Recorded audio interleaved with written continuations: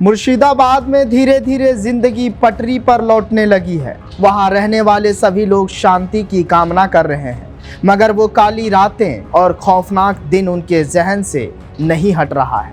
मुर्शिदाबाद में भड़की हिंसा पर लगातार लोग अपना गुस्सा दिखा रहे हैं। अब इसी कड़ी में यूपी के प्रतापगढ़ में कुंडा विधानसभा से विधायक रघुराज प्रताप सिंह उर्फ राजा भैया का नाम भी जुड़ गया है। पश्चिम बंगाल में वक्फ कानून के विरोध में हिंसा पर उन्होंने कहा है कि विधेयक सिर्फ बहाना है, मकसद काफिरों को मिटाना है। क्या है पूरा माजरा, देखिए इस रिपोर्ट में।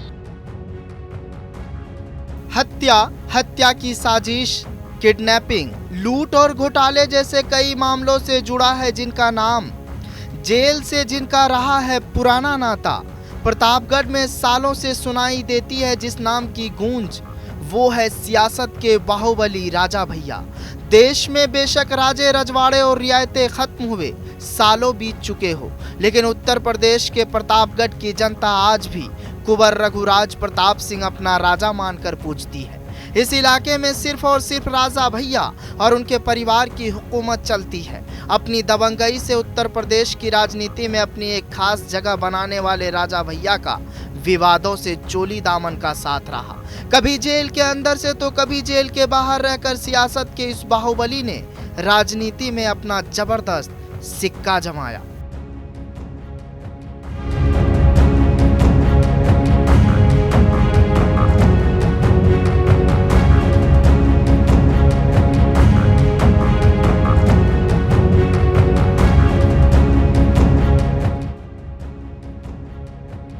राजा भैया बेशक शाही परिवार से रहे और उनके परिवार की राजनेताओं से हमेशा नज़दीकियां भी रही है, लेकिन उनके पिता कभी कोई राजनीतिक पार्टी में शामिल नहीं हुए।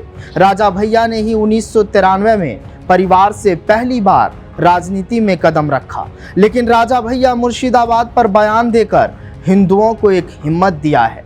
लेकिन कहानी के उस पार राजा भैया की पूरी सत्य कथा क्या है? राजा भैया ने सोशल मीडिया मंच एक्स पर भड़कते हुए कहा, कह रहीम कैसे निभे केर बेर को संग। ये सर्वविदित है कि बिल संसद में पास होने के बाद धारा का कानून बन जाता है। आज वक्फ के समर्थन और विरोध में देश के सारे राजनीतिक दल और विचारधाराएं दो धड़े में बटी हुई है।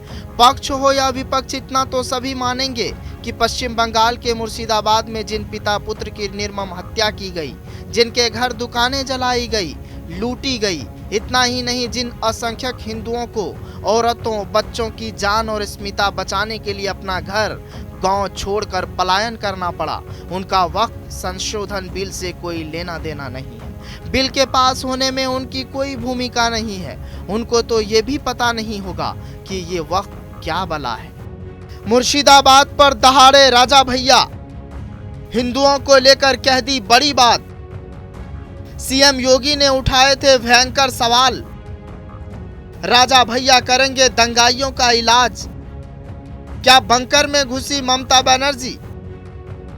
राजा भैया यही नहीं रुकते हैं, आगे उन्होंने कहा कि आखिर उन लोगों का दोष क्या था, मस्जिद के सामने डीजे भी नहीं बजा रहे थे। वक्फ एक्ट का बहाना लेकर अल्पसंख्यकों ने अकारण बिना उकसाए जो सुनियोजित हिंसक हमला किया है, आए दिन ऐसे हमले झेलना अब हिंदुओं की नियति बन चुकी है। आखिर हिंदू कब तक और कहां तक भागेगा? बांग्लादेश से तो ये सोचकर भागे थे कि भारत में सुरक्षित रहेंगे, अब यहां से भागकर कहां जाएंगे?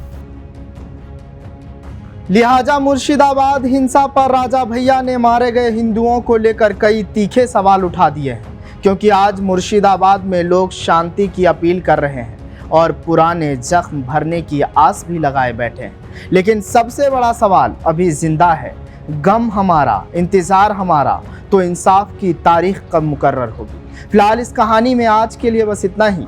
जनतंत्र टीवी पर खबरों का सिलसिला जारी रहेगा, क्योंकि यहाँ सवाल रुकते नहीं, उठते हैं।